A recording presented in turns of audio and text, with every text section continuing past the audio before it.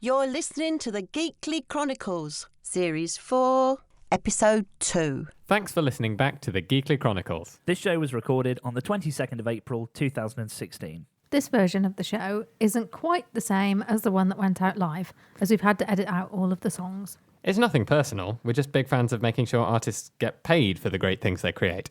If you want to listen back to the show in its full musical glory, head over to our Mixcloud channel, where you'll find every episode of the Geekly Chronicles as it was meant to be heard. Ooh.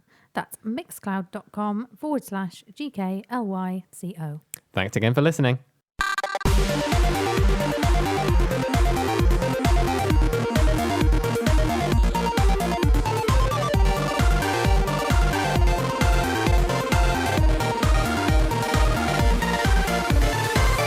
Hello! Hello! Hello! Yo, yo, yo! Hi! And so on and so forth. Hello again, everybody. Hello! Hello, and in the week where Sweden launched a national phone number which you can use to dial a random Swede and talk about anything you want except ABBA or flat pack furniture. In a week where they found the they found the Loch Ness Monster. Well, sort of. It was actually a movie prop, but it was quite exciting for about 30 seconds. And in Leamington Spa, a shrine was constructed for some biscuits that got dropped in the street. That is a sad occasion. Yeah. Well, I've never met a chocolate digestive I didn't like, so no wonder. That is true. In all of those weeks. In all of those weeks, it's the Geekly Chronicles, Episode 2 of Series 4. And Welcome. we in no way sound exhausted right now. It's been a long week. We're about to move studios, so We are. The studio is bare. Not an actual bear, although that can happen. The studio bears haven't invaded this week. No, Helpfully. indeed. But we are here. And we're here for another week of exciting fun. And we've got some cool stuff coming up on the show this week. I mean, you do say that every week, but I know, but every week I mean it. I don't like doing shows that aren't cool. that's a fair point. We have the second instalment of Would You Fund It, our crowd-funding voting challenge, and a bit more about that later. We've also got a great guest lined up this evening. We do. In honour of Shakespeare Week. Oh, Shakespeare Day. Shakespeare something. Shakespeare something. It's been, Shakespeare's birthday tomorrow. 400 years since he died. It's 400 years since he died, and it's also his birthday. So, yeah. It's we're shaking There's our all spears sorts over going here. on. We are shaking our spears, indeed. Yes. We've also got another forecast later on. We've got another Geekly Guide to Sport, the second instalment of our new feature there. And again, we have more Game of Geeks, where who's winning so far? I'm winning so far. I know. Strange. I wonder if things. the listeners at home can tell how much I'm grinning based on how I said I'm winning so far. Yes. I'm winning for the first time in my life. Although Perhaps. in Series 3, you did start off with a win. I have never actually found a Raspberry Beret in a second-hand store, though. I have tried looking. Not ever found one. I've been to charity shops all over the country, and I've never found a Raspberry Beret. I have found a green beret that had raspberries inside it, but not an actual Raspberry Beret. That's pretty impressive. It is, yes, and thank you to my local Salvation Army shop for not actually checking whether the beret had anything inside it before letting us buy it. Least of all, fruit. And But speaking of fruit, it's speaking of segues that make absolutely no sense. Catherine. Okay, so we're on to Would You Fund It? Ooh. Exciting. So it's my week to put a little proposition in front of our listeners.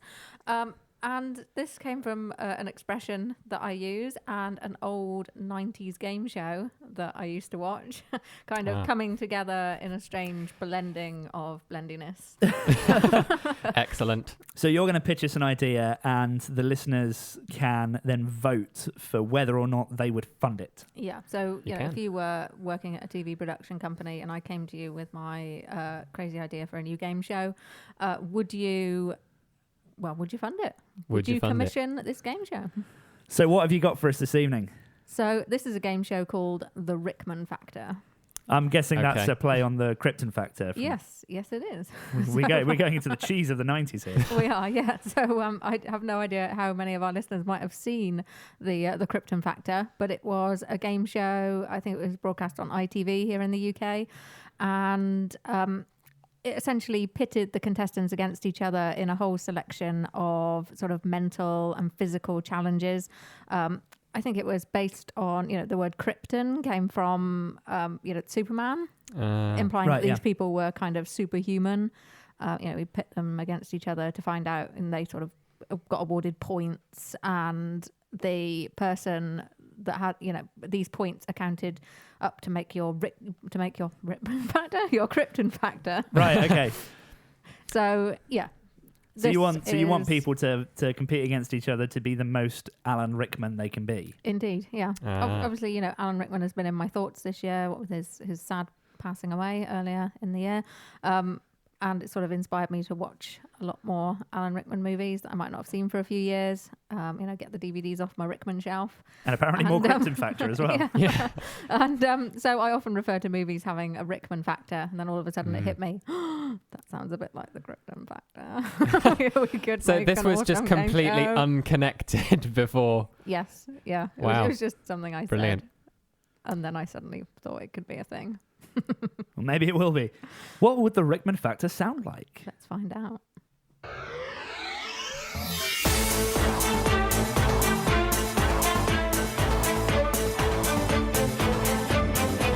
Competing in tonight's heat, we have Will, a writer from Stratford-upon-Avon. George, a pest control officer from Beirut. Hello and welcome to The Rickman Factor, the show where members of the public compete to find out who has the most innate Alanosity. In round one, contestants will attempt to rob several $1 million from the vault of a Los Angeles skyscraper. Let's see how Will got on. Verily, this was a hard challenge. Every time I got close, that balding idiot got in the way. I didn't quite get the millions of dollars, but I did find a voucher for a free McFlurry. So that's not a total loss, right? Did George fare any better? When you steal $600, you can just disappear. When you steal 600 million, they will find you. Unless they think you're a contestant on a game show. In round two, Will and George will attempt to outwit Kevin Costner and win the heart of Kate Longren, all while spending the weekend in a Nottingham travel lodge. Let's find out how George got on back in the UK for this challenge. This challenge was a little chaotic. I spent most of the weekend searching for a decent barber's shop, as Kate said she didn't like my beard. Luckily, I had plenty of money to spend. Outwitting Kevin Costner wasn't much of a challenge. After all, he is just another American who saw too many movies as a child.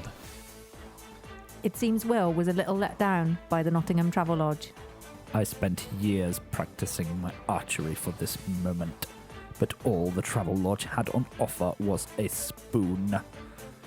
It came in handy for that McFlurry, but I think I failed a bit when I tried to cancel Hanukkah and realized that nobody in 12th century Nottingham was actually Jewish. Round 3 brings us to Watford, where contestants will attempt to brew potions while not attracting the attention of security staff at the Harry Potter studio tour. Will did well on this task, restraining orders notwithstanding. I had high hopes for this task, obviously. It's quite clear that I'm the best Rickman for this task. I have more than enough potion experience, and I often hid outside Alan's dressing room window unnoticed. Clearly, I did well here. George, on the other hand, never got as far as a cauldron. I have exceptional talent when it comes to mixing deadly concoctions. Unfortunately, I never made it off the M25. Traffic? Don't talk to me about traffic. Wearily I sat there, pain and misery my only companions. And now we're back in the studio for the final Rickman off. Both contestants have prepared a speech that they will deliver in the style of Alan Rickman. Will start us off with this from Dogma. That's what Jesus said, yes. I had to tell him. And can you imagine how hurt the Father not to be able to tell the Son himself, because one word from his lips would destroy the boy's frail human form? So I was forced to deliver the news to a scared child who wanted nothing more than to play with other children, obviously. George attempted to make up for his round 3 potions misadventure. There will be no foolish wand-waving or silly incantations in this class. As such, I don't expect many of you to appreciate the subtle science and exact art that is potion making. However, for those select few who possess the predisposition, I can teach you how to bewitch the mind and ensnare the senses. I can teach you how to bottle fame, brew glory, and even put a... No, wait, I'm not finished.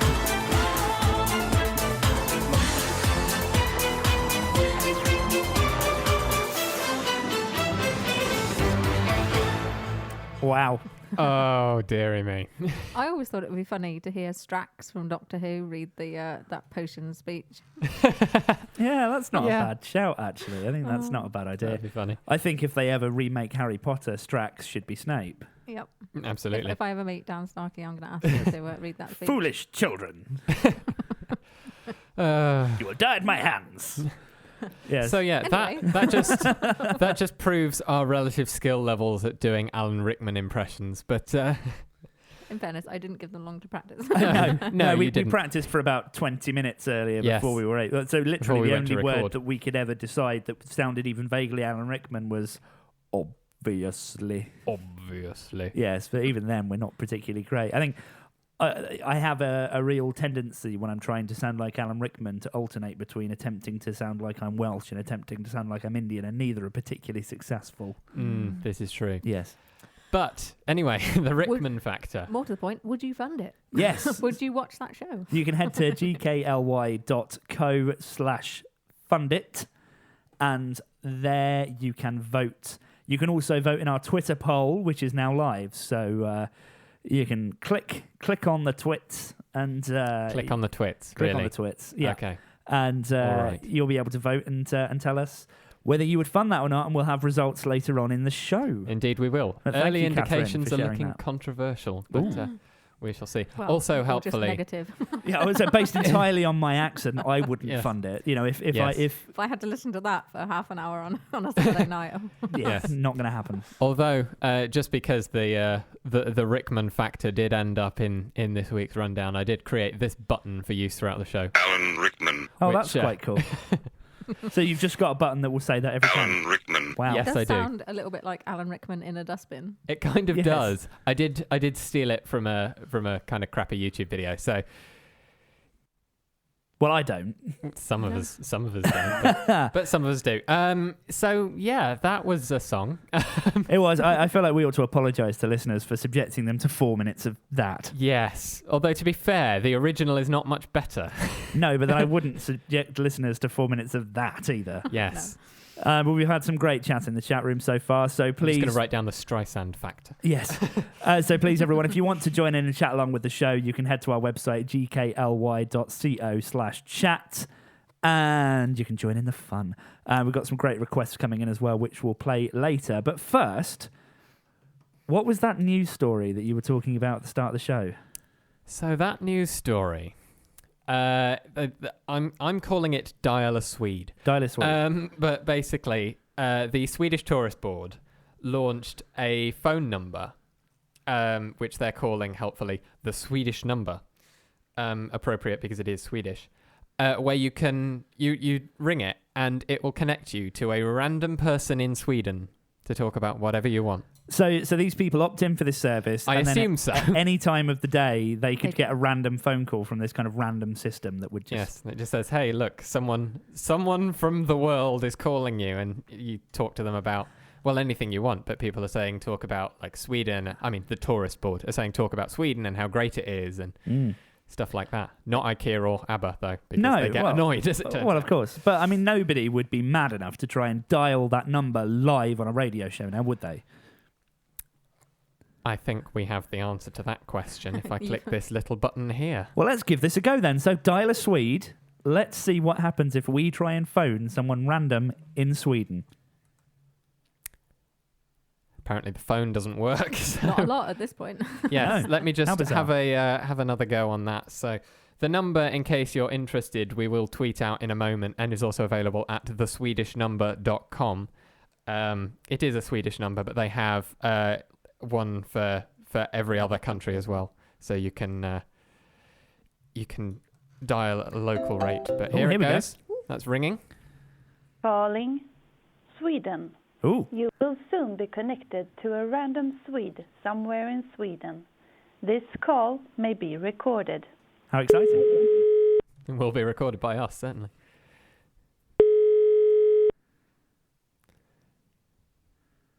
How exciting. Here we go.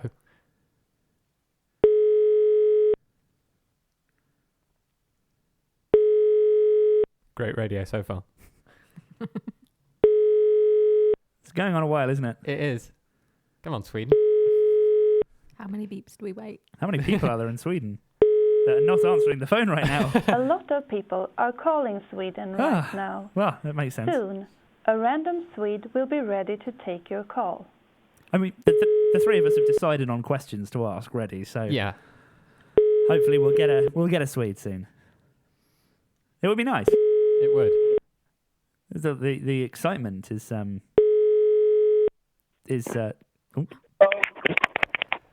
Hello. Hey. We are dialing a Yeah, random I'm fine. Swede. Before we get started, I have to say you are live on the radio. Is that okay with you? Yeah, Hey, Hey. we appear to have got a room full of people. Hello. Hello. And you're live as well. Cool radio. This is amazing. So we have from radio to radio. So who are we talking to? Who are we Oh, talking to?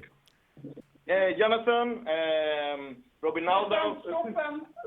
Ja, precis. Yeah. Who are you? My name is Kez. I'm Chris. And I'm Catherine. We're on a show called the Geekly Chronicles here in the UK. We're broadcasting all over the world on the internet. Oh, okay. Yeah. So, What do we do?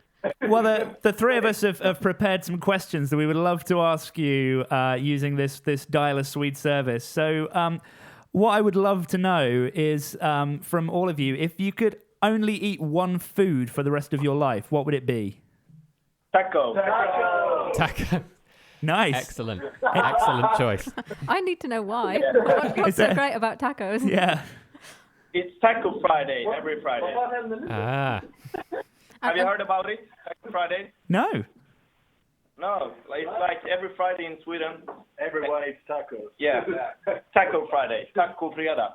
Well, I think we need to do this now in honor of Yes. Taco Friday. So I think I might need to order some tacos. Yeah. So do you make your own tacos or do you go out and buy them? No, we make it by ourselves. Ooh. Well, that's all. Sounds Challenge yummy. accepted. Yes. Yeah. We're all quite hungry in the studio, you can tell, can't you? So, I mean, how long have you been part of this Dial a Swede thing? Have you had many calls? No, actually, this is my first call. Oh wow. Oh well, it's Yeah. an honor. Yeah, same for me. But I actually signed up this morning, and I think I've had 3 calls, but all of them hung up. I don't know why. Oh, that's a shame. Yeah. Oh, well, thank you for letting us call you. station? Sorry? Well, thank you for letting us call you. Yeah, you're welcome. Of course. I have a question as well. I've been thinking a lot about the zombie apocalypse lately. I think probably because I've been watching the TV show The Walking Dead. So I'm kind of asking everyone that I meet what their plan would be if the zombie apocalypse came. Do you guys have a plan?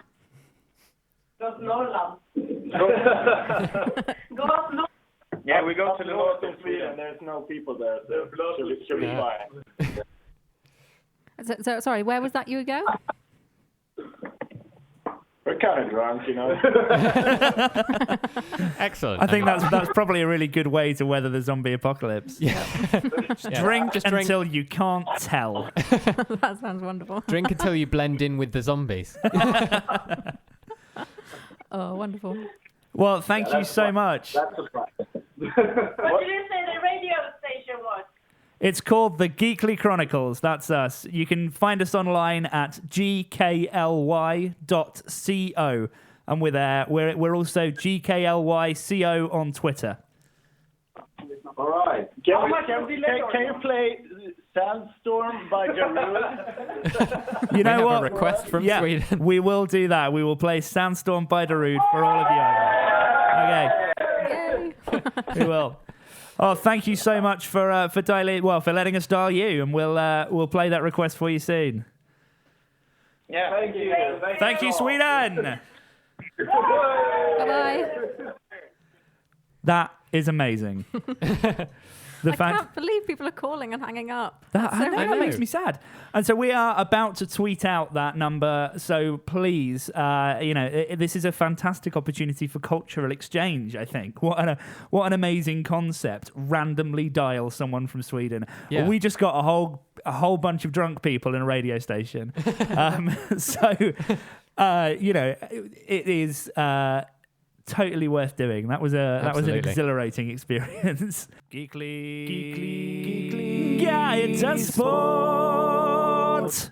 Hello and welcome to another exciting instalment of the Geekly Guide to Sport, where we visit the info pump of the Great Olympiad ahead of this year's foray into the fields of Rio for the greatest games this side of Cards Against Humanity. This week, I've been taking a look at what I like to call the grazing cow sports of football, rugby, and hockey. Football needs no introduction. Well, unless you're American, in which case, forget everything you know about football and buy a better dictionary.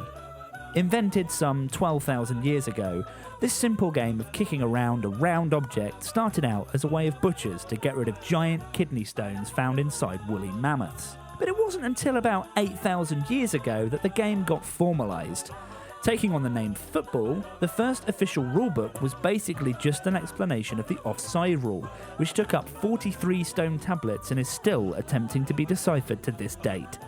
So confused by this rule, I asked local football hopeful and successful youth players to try and explain it to me. So, I don't really get this. Obviously, you've got the new offside rule. The old one was when if you were behind the defender and you were like, if you interfere with it, then it's offside. But if you're standing there and the ball doesn't come to you, don't touch it, and your team dribbles through and scores, that's fine. Perhaps in another 1,000 years or so, we'll have more of an idea. Now, rugby is a violent sport that, aside from providing hospitals with intense workloads during the on-season, is largely based around lots of people wearing shorts and bumping into each other. I caught up with a young rugby player and she shared with me why she likes it. Because it's aggressive, and I get to beat people up. Is it all about the violence? Or are they part of the game that require a lot more skill? Scrums are fun, depending on whether or not you move around. Because if the other team are just like, let's have a scrum, it's boring. But if they're like, let's have a scrum, it's a lot better. Perhaps I'm not quite aggressive enough for rugby then. Hockey, however, is a far less celebrated sport than its softer-balled cousins.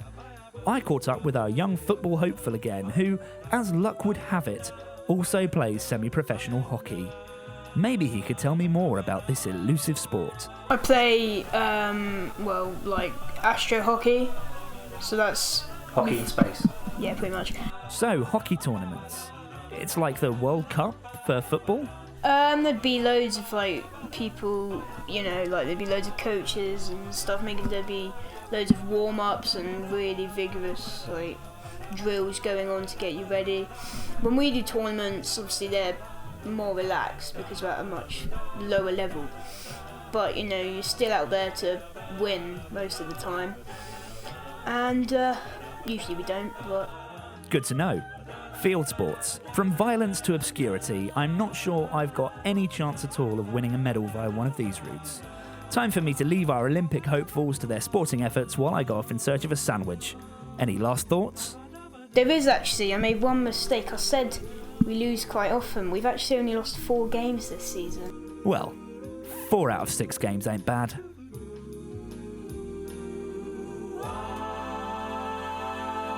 You're listening to the Geekly Chronicles. Speaking of which, would you fund it? Let's have a look at how how's it going? it's doing so far. So far, you, the listeners, have said that you are not big fans of the Rickman factor. Oh, that's a shame. It's kind of a shame, but also kind of a relief. That's true. I would never want to do that accent again. No, So you it's can- kind of difficult. You can keep voting for Yes, Would You please Fund do. It? I'm a little Keep those proud of votes my coming. ability to come up with ideas that nobody wants. Yeah, you are the absolute queen of stuff everyone hates. Your capacity to entertain yourself, to be fair, is limitless.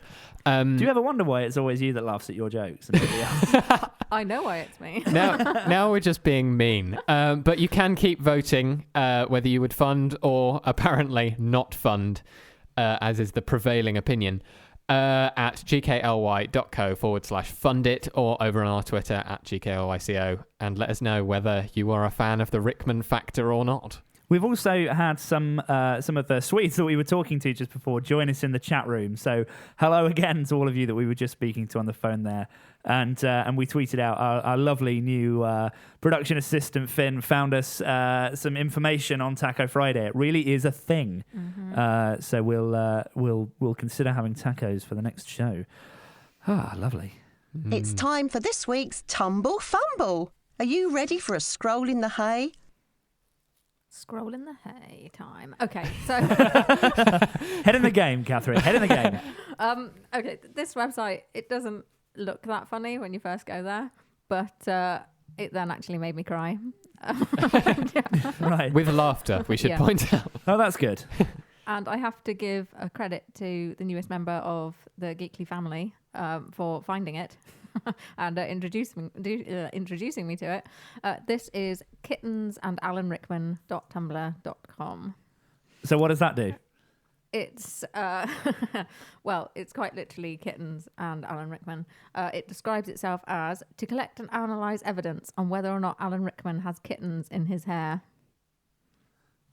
What? Okay. So it's Alan Rickman plus kittens plus some poor Photoshop skills equals As is often funny. the case on Tumblr. So it's just Alan Rickman with kittens on his head. Yes. Although sometimes Excellent. in slightly more hilarious poses than others. You know, sometimes you can see them in the mirror behind him. Oh, Sometimes brilliant. they're dangling. That one is dangling excellent. from his coiffed hair. Oh, I think I am a fan. I think the dangly kitten is perhaps my favourite one. That is pretty Everyone amazing. loves the dangly kitten. Sometimes they're just poking out around the back of his neck. Yeah, it's worth scrolling past page 1. I think page 2 is my favourite. There's a rather despairing kitten, I think, at the top of page 3. Oh, wow. Yeah. This is I don't know why I'm so fascinated by this, but it's just fantastic. I'm a little crushed, actually, that there aren't more and that nobody's updated this since 2013. Mm. I'm a little crushed. We might have to make someone submit them. I think we might. Yeah. Anyway, so that's kittensandalanrickman.tumblr.com is your first fumble of the week. The next one, staying with Tumblr, is uglyrenaissancebabies.tumblr.com. It is exactly what it says on the tin. Renaissance paintings with really ugly babies in them. That's incredible. Yeah. Tagline: the kids aren't all right. No, and they They're don't really not. look all right. No. Yeah. Various strange poses, various ugly faces, like old people faces on young bodies. So a bit like that face swap that we saw. Oh yeah. The we photo saw from the some- Queen's birthday. Yeah, we with saw Prince people George tweeting a and- link. Yeah. swapping faces with the Queen. Yeah, so I mean, we'll tweet out a link to it, but there's a really, really bad photo of someone that took the picture of the Queen and Prince George and face swapped them, and it basically looks like Michael Gove and Matt Lucas in the picture instead of the Queen and Prince George. It's amazing. It's worthy of ugly Renaissance babies. I mean, totally not an ugly Renaissance baby, but Yes, not an ugly baby, not from the Renaissance, but relevant. it kind of reminds me. Yes, yeah. Yes. Has a similar effect. So if you're looking for ways to waste time on Tumblr, that's my recommendations. Next, we've got something really cute, and something that I've been wasting a lot of time with lately is I have no idea how to say this out loud because I usually just read it on my phone. Is it Neko Atsume? Yeah, I think so. Neko Atsumi. Atsumi? Yeah. The cat the game. The cute cat collector kitty game. collector game that's sweeping mobile devices everywhere. There's somebody making latte art out of the kitties, and it's adorable. Brilliant. That is pretty sweet. So there was an article that we'll tweet a link to that just kind of gives you all the little kitty artwork, but it all comes from an Instagram account called Now2, Nowtwo. No idea if I'm saying that right either. But yeah, there's like little videos of them making the latte art, and there's latte art of loads of different things, not just kitties from Kitty Collector. There's a little BB-8 and there's Snoopy, Disney princesses. That's sweet. Yeah, it's a really incredible art as well, how they've managed to do the whole 3D effect with the foam. Yeah, so some of them are just flat, and then other ones are actual 3D kitties, coming up out of the cup. People are so talented. I know. But also, how do you discover skills like that? I mean, it's like when we had Cy Pancakes on last series for Pancake Day, and he made us that pancake art of our logo. How do you discover a talent like that? It's amazing. Was someone just bored at Starbucks one day and started playing with the foam? Yeah, I suppose baristas are sort of encouraged sometimes to practice their latte art and things. So Lart art. Or lart. Their lart. The lart. So does one day do you just think, I'm going to draw one of those cute little kitties? I have seen some incredible latte art in the past. I think it's definitely an amazing skill. So this Instagram account is quickly becoming one of my favourite things. Yeah, it's pretty incredible. Me. There's a 3D BB-8 as well. That is Somebody's made a BB-8 out of foam. Yes. That's incredible. Coloured as well with all of the little antennas and stuff. It's very awesome. It's incredible. Yeah, so check out Instagram.com/NOWTOO. And it looks like there are some pancakes on there as well. Yep, they've Fantastic. also been Excellently. practicing their pancake art too. No, so we should certainly let Cy Pancakes know about that too. Yep. So there are your Tumbular Fumbulas for this week. Well, thank you. And thank you for trawling the internet in such a dedicated way to bring us such eclectic rubbish. Cats, Rickman and ugly babies. There you go. I just wouldn't have had time to sit there and go through the internet and pick out all of the random because you have looked things. at all of the internet, haven't you? I've read the just entire spend your internet. week flicking through the internet. Yes. For stuff nobody wants. And bring it to the forefront of attention. That's what you do here. That's what we do here at the Geekly Chronicles. It's we educate you. We tell you the internet so you don't have to bother. Yes. We bring the internet to you so you don't have to search for it. Absolutely. Oh, dearie me. So coming up in the second half of the show, we've got an amazing interview with someone who is working on, well, they're an archaeologist. They are. And working on been doing digging a lot up of Shakespeare. Work on Shakespeare events this year because it's obviously this 400th anniversary of Shakespeare's death. And so there's tons of events going on all about, from everything from kind of tours of places and, creative theatre events and sort of more stuff than I can mention. I'm sure our guests will be able to tell us more and more eloquently than me. We've also got coming up a forecast, Game of Geeks, more of an update on Would You Fund It, and another mystery guest towards the end of the show as well. So lots going on the show this evening. But first, we've got a request to play. This one's from, how do I say that name? Fuzzn, PHZN in the chat room. Fuzzn. There's an underscore before it as well, which I think is like a... So it's like Fuzzn. Fuzzn. Is that how you say the name? Fuzzn in the chat room. Please tell us if we're saying your name correctly. I had no idea how you pronounced an underscore before now. I think that's it. Squeak noise. It's like that. And a tilde's more like a whoop. Yes, I can definitely get behind that. And the little hat thing, that's a... Yes, there's been lots of chatter about Shakespeare. And as we were saying, it's because it's his birthday tomorrow and it's 400 years since he died and various other things. And he was also pretty amazing. Well, I mean, sort of. What was it? He sort of invented more words in the English language than most other people invent. And, how many other writers or creators from the 16th century are we still kind of enjoying and, experiencing their work as much? Bob Jones? Yes. That... Okay. Yeah. So, I mean, I kind of get your point there. I mean, I don't know, I had to study Shakespeare in school, and that was a bit boring. Well, I mean, it wasn't. I really liked Romeo and Juliet. I just wasn't a big fan of Macbeth, because when I went to see Macbeth at the theatre, and Sean Bean was in it, and my drama teacher just kept referring to it as Macbean. Okay. And... I'm rolling my eyes. Yeah. And all my drama teacher would do was take the mickey out of the performance and everything like that. And I just thought, actually, I think that really coloured my view of Sean Bean and also of Macbeth. And so when you then went on to watch Game of Thrones... It was brilliant. I mean, no spoilers for anyone out there, but, the Sean Bean bits weren't particularly long-lived. And, it, No spoilers, but... Oh, well, I didn't say anything. No spoilers, but the thing that happens to Sean Bean in everything. Yeah, but I mean, Sean Bean, it was better in Game of Thrones than in Macbeth. Put it that way. But I loved Romeo and Juliet. But do you remember the Baz Luhrmann version of Romeo and Juliet, the film? I didn't appreciate that. Well, the whole modernisation, using the original language, but modernising the settings and everything. I didn't really get that.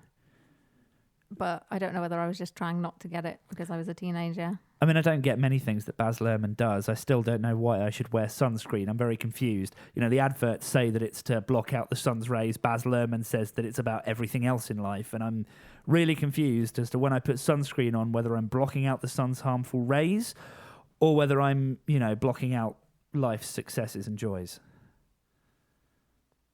Okay. All right. Have we gone off on a really tangent? Sure I think where we that have. Confusion comes from, but okay. Anyway. Might have to play that song at some We point. might have to play that song. So, because of all of this Shakespeare excitement, we have an excellent guest lined up to tell us a bit more about the relevance of Shakespeare and what's happening around his birthday. So, James Wright, are you there? Yes, I am. Yeah. Hello. Hello. Good evening. Hi, James. Thank you very much for joining us. Yeah, no worries. Thanks for giving us a ring. It's a real privilege and an honour. Thanks. Yeah, cheers. Oh, thank you. Well, I'm Catherine. It's nice to finally get to speak. And you're also listening to... I'm Gez. And I'm Chris. Hello, all. Hello. Well, and hello to all of our listeners as well that can hear you live. Excellent. Yeah, so, I mean, what are you working on at the moment around Shakespeare and this 400th anniversary? Well, I'm in the sort of very, I suppose you might call it, privileged position to be working for the Museum of London Archaeology. And by really complete happenstance, as the Shakespeare 400 anniversary rolls around, we're actually working on an excavation on the site of the Curtain Playhouse, which was one of the theatres that Shakespeare was both writing for and probably acted at as well. So it doesn't get more authentic than that, really. Wow, so you're actually digging where Shakespeare used to walk and write, and that's got to, Yeah. You've got to feel it when you're there, I suppose. Yeah, the Curtain was a playhouse up in Shoreditch, and much as it is today, it was pretty much a hotbed of sort of culture and performance in a very, very similar way to its relationship to the city today, back in the 16th and early 17th centuries. And one of the theatres that was constructed there was the Curtain. It was very, very close to another playhouse, which was actually called the Theatre, of which we excavated back in 2008 as well. So it's a real honour to be able to work on that site, really. So what kind of things do you find at sites like that? Well, I suppose there's only been 5 excavations of sort of Shakespearean period playhouses, and the first one is probably the best example to answer that question, and that's the Rose Playhouse down on Bankside, where some of the finds included things like the money pots that the people would have actually put their penny into when they accessed the yard to actually go and watch the plays. And down there, they found a really ornate fork for sort of fine dining while they were eating whilst watching plays. And there was lots of sort of drinking vessels, because at the same time they were drinking, and pipes for smoking. So, you get in a sort of material culture of the people who were actually turning up, the groundlings, the people who were sitting in the galleries, in much the same way that people eat and drink at Shakespeare's Globe today, in fact, or in ordinary theatres, taking a wine or a beer in there. But on top of that, also, there was some of the actual theatrical properties as well. So things like an actor's boot was discovered. And probably the most emotive people, and the one that really excites people, was a cannonball, which was almost probably used for rolling around to create the noise of thunder in certain play scenes as well. Wow. So some really quite cool finds came up in the Rose, and that was an excavation in the very late 80s. It was the first time one of these sites had ever been excavated, but now there's up to 5 of them that have been dug now. Wow. So I suppose, is there anything new that we've recently learned about Shakespeare from these sort of digs? Are there any sort of new revelations about what it was like to go and see a play, or what his life was like? Or... Well, I think one of the things that has become really important is simply understanding space and understanding how actors would actually be able to use the actual place that they were in, and how that may have affected what was being written and how it was being written for the stage. And I think you can really, really see that when the sort of the data that's been used in the excavations was actually used to rebuild Shakespeare's Globe. The sort of the one that's there now, the recreation, and how that space has been used by actors. So one of the things when I first went to a play at the Globe, for example, was understanding how during the amazing play Henry V, how when he's giving some of those quite long speeches, how you were actually his army. And so he's not just giving a speech into air, he's actually giving it to his assembled army in front of him, and the assembled army are the people that are watching the play. And that gives a huge new dimension, which you don't get with a traditional sort of proscenium arch theatre, like some of the West End theatres, where basically there's a big fourth wall blocking everything off, and the audience are there in darkness. When you're actually there in the light, the connection between actor and audience really comes to light. And really, so it is that data feeding in from archaeology that's enabled people to actually come around to understanding that, really. That sounds really different to the experience that we get today. Just actually being part of the performance sounds quite exciting. You must really make your heart race a little bit. That. I think. Yeah. I want to go to the Globe now. I was just listening earlier to how you were saying about how people found Shakespeare boring at school, and I think that's really interesting, because I found it in some ways boring at school, even though I found the stories very exciting. I mean, Macbeth, I think, is an amazingly fast-paced story with some really interesting ideas contained within it. But when these plays are taught at school, quite often they're taught very, very badly, and they're taught with people sat down, facing the front, looking down into a dry old dusty book and reading the words out loud that they possibly don't fully understand. However, if you actually get up, you get to the front of your classroom and you actually act and engage with the play, it adds a whole new dimension to these plays. So quite often it is the experience of physically connecting with the play, and again, that kind of have links into the archaeology as well, which can add this new dimension and this new excitement to the plays that possibly throughout most of the 20th century bored school children just didn't get. Yeah, that certainly was my experience with Shakespeare at school. Yeah, I mean, we were just saying before, I mean, you know, that my drama teacher was pretty cynical about Macbeth, which kind of coloured it a bit for me.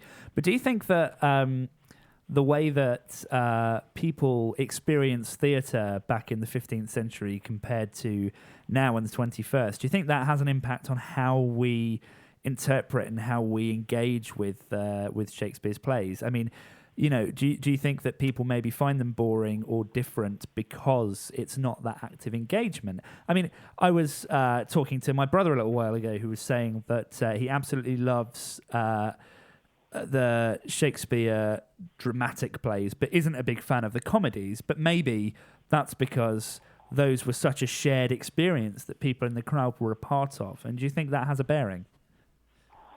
I think that the comedies for some people are difficult because they have this idea that actually Shakespeare is not funny. But I think a lot of the humour contained within, if the play is acted very well, the humour can be brought and made relevant to a 21st century audience. And like, I'll give you a really good example of this. Titus Andronicus, which is Shakespeare's bloodiest play, it's a right old bloodbath, 33 people get killed. You wouldn't think that would be particularly funny. However, it is full of the most sort of black comedy. And within it, it has the very, very first written example of a very, very popular type of joke that we're all still doing in the 21st century. Titus Andronicus has the original "your mum" joke contained within it. Oh, really? Right? One of my favourite. The very, very first one that has ever been recorded. And, you know, that was funny in the 16th century, and to certain people, it's still funny in the 21st century. So's your mum. You know, exactly. Yeah. Oh, you know, it's all there. You know, and if it is interpreted right by a good actor and a good director, those comedies are still relevant in the 21st century, and can easily be made relevant. Oh, that's brilliant. Yeah. There's just one last thing that I kind of wanted to know. Is there anything that we kind of don't know about Shakespeare? Is there anything we've yet to uncover? Yeah, there's so much. His biography is really, really difficult to interpret. That's been used by a lot of people to say, oh, well, we don't know much about Shakespeare, or we can't prove this about Shakespeare, or maybe Shakespeare wasn't actually Shakespeare. But I think you have to look at it in the light of Shakespeare in comparison to lots of other people in the 16th and 17th centuries. And most biographies of most people at that time, even quite famous people, have great big gaping holes in them. And the most famous, one of the most famous things that we don't know about Shakespeare is basically what he was doing during the 1580s. They're called the lost years, the 7 years where he doesn't appear in any records whatsoever. And people wonder how he went from provincial lad in Stratford-upon-Avon to being a reasonably big smash hit on the London stage by the early 1590s. And we obviously all really, really love to know what was going on there. And unfortunately, the records just don't exist. One of the things that you do have to remember is that when reconstructing people's biographies in the period, you're doing it quite often when extraordinary things happened in their lives, usually as a result of them being up in court for doing something or being involved with something that was a little bit sly. So we know quite a lot about Shakespeare in the 1590s, for example, because he wasn't very keen on paying his taxes. And he keeps appearing in the court records for non-payment of taxes. So isn't that how we all want to be known? Yeah. Well, sort of 1590s Panama Papers situation. Yeah, absolutely. A lot of the things are when he's up in court. He was up in court for being involved with what was called a violent affray. Basically, he got involved in a street fight. Again, not particularly different from any of his other contemporaries. Most of these actors and people involved in the theatrical world were involved in street brawls and duels and fighting. Well, and I always get violent when I listen to The Fray as well. It's So, what can we get involved with around Shakespeare this weekend? Looks like there's loads of events going on. Is there anything you're involved with? What can we get involved in? Yeah, I'm involved tomorrow in a tour of Shakespeare's Shoreditch, and we'll be taking in some of the sites, including the theatre and the curtain, and some of the stories of the actors and the acting community in that area of Shoreditch. So Shakespeare's Shoreditch. Shakespeare's Shoreditch, because he was a resident there. He was a resident and an actor in Shoreditch. Yeah. So Shakespeare was an original hipster. Absolutely. Shakespeare was a He's only got to hipster look at the before it was haircut and cool. the beard. Yeah, Yes, the haircut and the beard, definitely. The beard, the haircut, that thing that he wore around his neck. What's that called? The what are those the ruff? things called? The ruff. with the That's it. underpropper. Yeah. Yeah. Those are starched underpropper. a starched underpropper with a latte in his MacBook in a. You can see him writing a play in a Starbucks, can't you? He wrote Macbeth in that little independent coffee shop. The one next to the Bible shop, by the charity shop that sells all of the nice clothes that everyone wants to buy. That's Shakespeare's Shoreditch, right? This might be why I'm not an archaeologist. On top of the tour tomorrow, which is completely sold out for obvious reasons because everybody wants to do something on the 23rd, we've also got quite an extensive programme of events which are stretching on right the way through to the end of May, which are surrounding our excavation as well. So there's going to be other guided tours. There's a whole programme of talks, including people like the actor Ben Crystal and the guy who's head of the Birthplace Trust up in Stratford-upon-Avon, Stanley Wells, and our own Heather Knight, who's going to wrap up the whole series as well. And people can find out about those on the Museum of London Archaeology website as well. So we've still got quite an extensive programme going on. And then there's also our partners as well who are involved in Shakespeare 400, so King's College and the Globe and the Rose and lots of other organisations. So if we Google Museum of Archaeology, Museum of London Archaeology and Shakespeare, or Shakespeare 400, we'll be able to find out about those events. Yeah, they'll just take you to the events pages, and people will be able to find out full details from there. Yeah, it does sound really exciting. I mean, it's such a one of the things that I loved about the Olympics in 2012 as well, and the way they did that opening ceremony. I love things that celebrate the diverse kind of culture and things that we have here. And obviously this is a global show, and there are plenty of people listening from all over the world, but no matter what country you're in, you've probably heard of Shakespeare.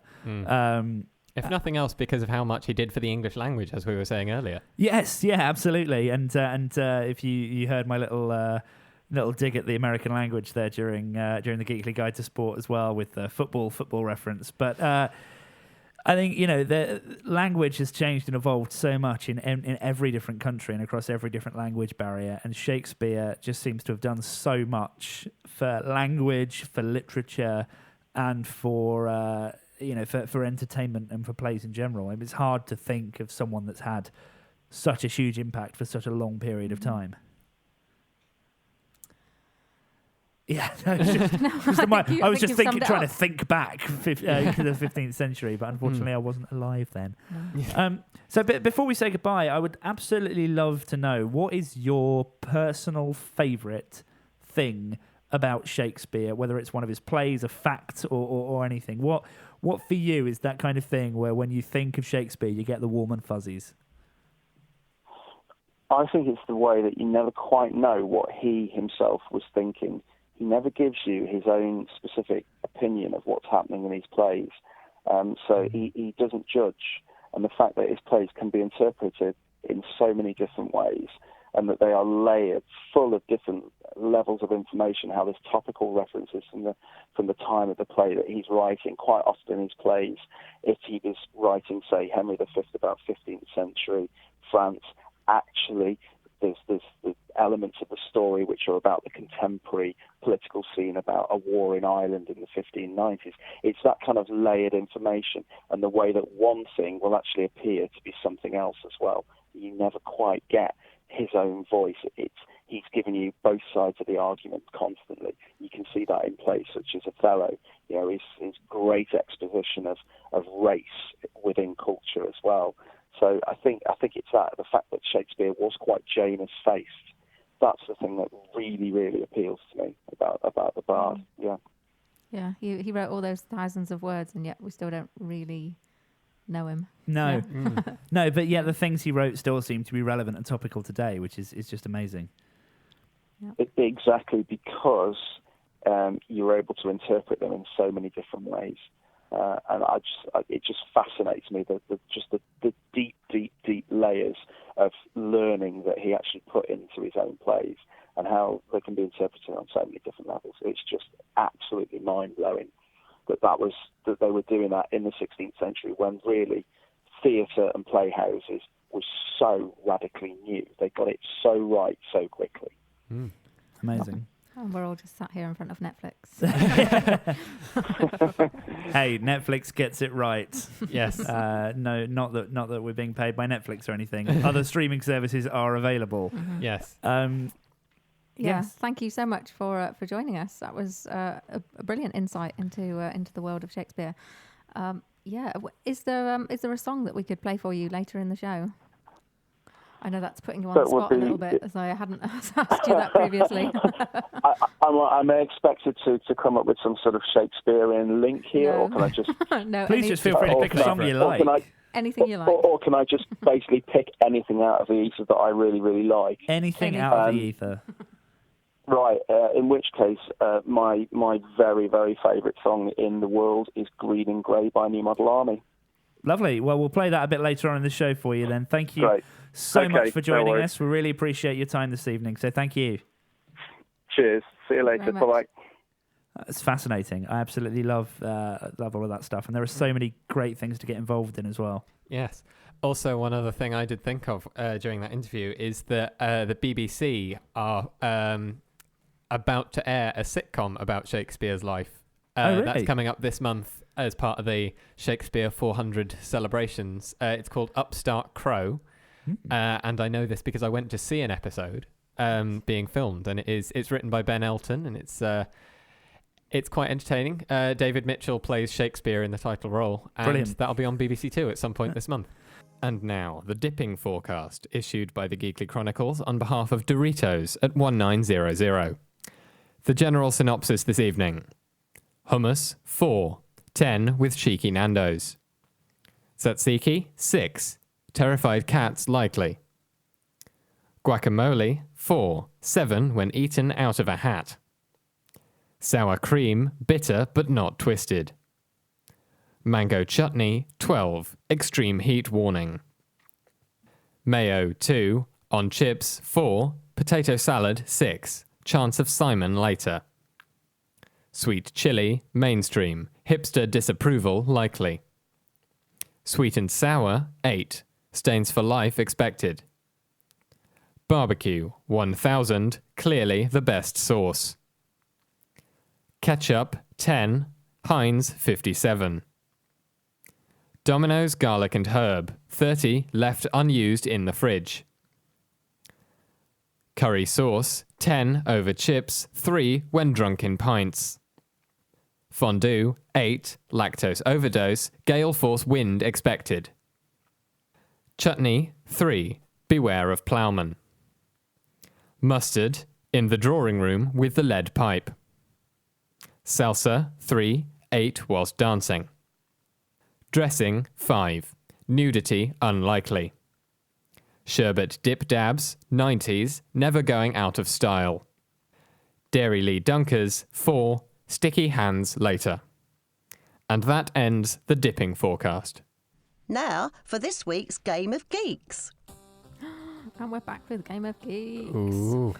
So as usual, I'm going to pit Kez and Chris against each other with clues to films, TV shows, books, theatre, all sorts of random things, maybe even a website or two. And if they guess on my first clue, they'll get 3 points. My second clue, 2 points. And if it takes them 3 clues to get it right, it will just be 1 point. So this week, Kez goes... Oh, I've got a buzzer in front of me. Hang on. Shoot the glass. Ah, I see. A nice Rickman reference there. A Rickfrance. Oh dear.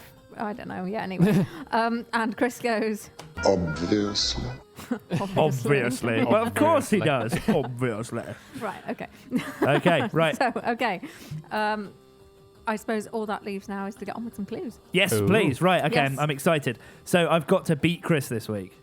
Well, you haven't got to, but you know, No, you probably want I to. personally prefer you got didn't. to beat Chris this week, whether in Game of Geeks or just with a spoon afterwards.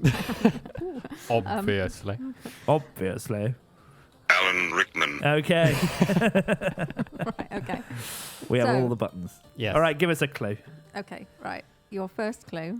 Hands to on a buzzers. thing, is yeah. Don't forget to put your hands on your buzzers. This video game. It's a clue about a video game. Okay. Okay. Inspired an animated television series and a top 10 single in the United States. Shoot the glass. Cares? Sonic the Hedgehog. No. Oh. Oh. Ready for another clue? Go on. Yep. Okay. This arcade game was developed by Namco and. Obviously. Ooh. Pac-Man. Yes. Yeah. Oh. Halfway through. I was- clue number 2. I was semi-sure after clue 1, and then as soon as he said Namco, I was like, Pac-Man. I was also thinking Space Invaders, but you know. Yeah. That's 2 points for Chris. Oh. Yeah. That's arcade not good. game. That's a Boom. video game as well. I'm meant to be good at those. Yeah. I I'm meant to know. be bad at those, I which thought is... that would be a Cares question. To be fair, Pac-Man is A about the limit question. of my video gaming experience. So. So we've been talking about Shakespeare. I'm just mashing words together this Uh-huh. week. Okay, go. Okay. Next up, we have a film. Oh. Exciting. Action films, traditionally Kez's territory. Ooh. This film is a 1990s modernisation of William Shakespeare's comedy, The Shoot Taming of the the Shrew. glass. Oh, the Taming of the Shrew. Ah, No. that was a premature buzz. It was a premature buzz. 90s adaptation of Taming of the Shrew. Yeah.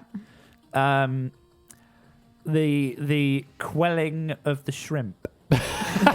I don't remember. Now that you're film, making them but, up, aren't you? No. I might be a little bit, yeah.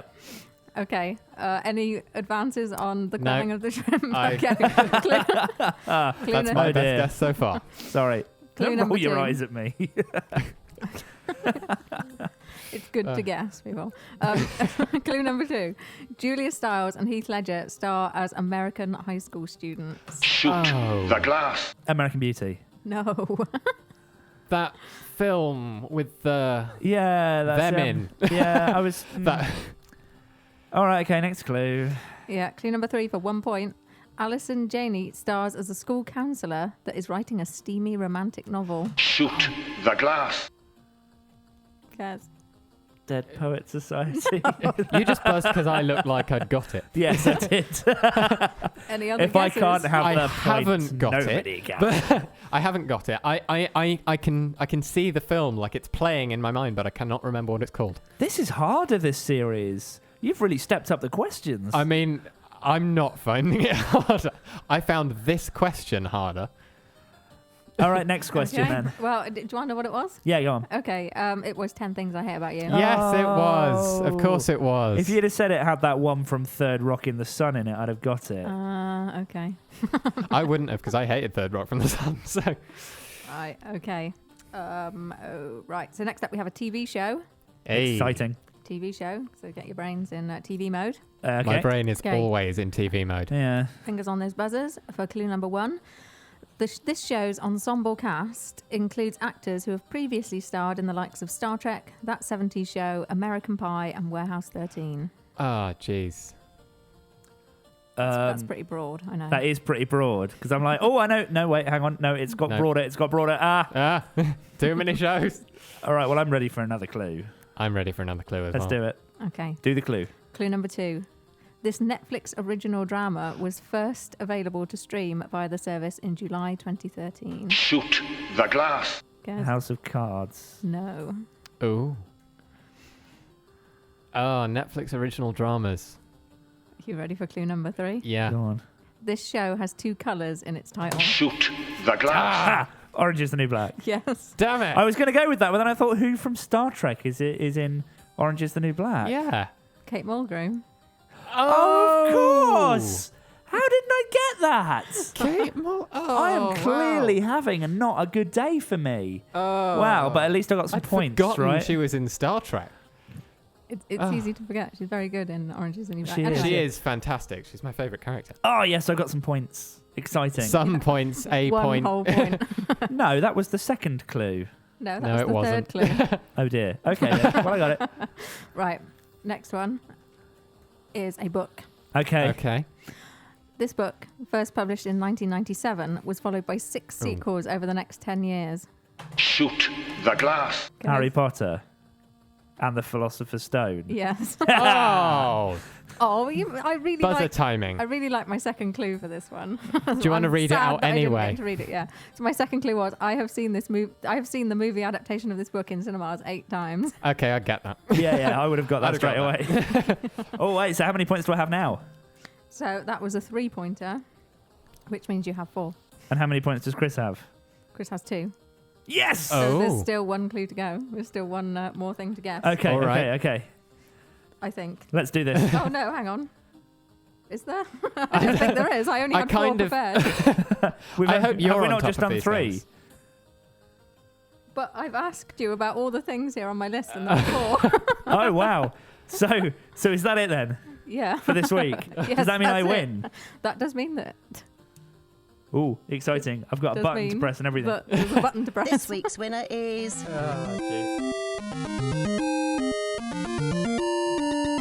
Kez. Yay! I managed to confuse myself because I only had 3 numbers written down because obviously nobody scored points for 10 things. So I was like, there are only 3 numbers written down, but I've read out all the clues. There we go. Confused. Anyway, We're professionals I'm here. easily confused. We're professionals here.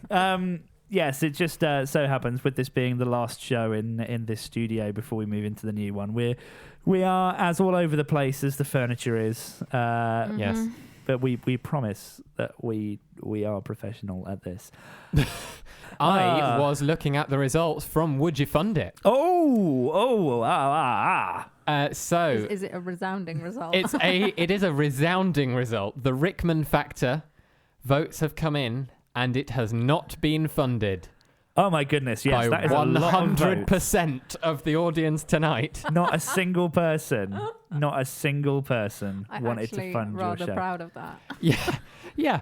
I mean, I'm kind of. It's a relief. It's kind of good that this didn't get made. So no Rickman factor for you then, Catherine. No. Only in my brain. Probably. It's always the Rickman factor in my brain. So in your head, think the best constantly, part. is just a bunch of people competing to be the best Alan Rickman they can be. Yeah. Obviously. That is really the only word we can say. Pretty much. But at least you've got a button.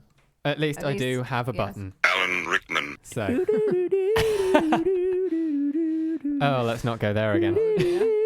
We apologise. Alan Rickman. There we go. We've just descended at this point into... Alan Rickman. Yes, we have descended into Alan Rickman. Yes, pretty much. Yes. Wow. Oh, wow. Catherine, that was saying a lot more than intended there. Yeah. Let's see if that makes How the do you edit. know what I intended? Yes. So people will not fund the Rickman factor. That They will is not. fair enough. It But is very much so. yeah, we have got more exciting things to come on the show. Granted, we only have do. 15 minutes left, but Not even that. Indeed. Well, no, I count 15 minutes. I count 14 minutes now. But we can just keep doing a countdown. A rapidly diminishing number of minutes. Yes, and an even more diminishing seconds as they tick by on the screen in front of me. Okay, so I make it 13 minutes, so let's do something more interesting. Yeah, I'm just okay. counting down to the end of the show. Like, oh my God, I'm so hungry. I really can't think about anything but Taco Friday. Oh, Taco Friday was amazing. Yes. Thank you so much to those Swedes for coming onto the show. almost involuntarily, Yes. but being such good sports about it. So thank you so much. We did put our little disclaimer in there, but I hope you've all had a chance at home to dial a Swede.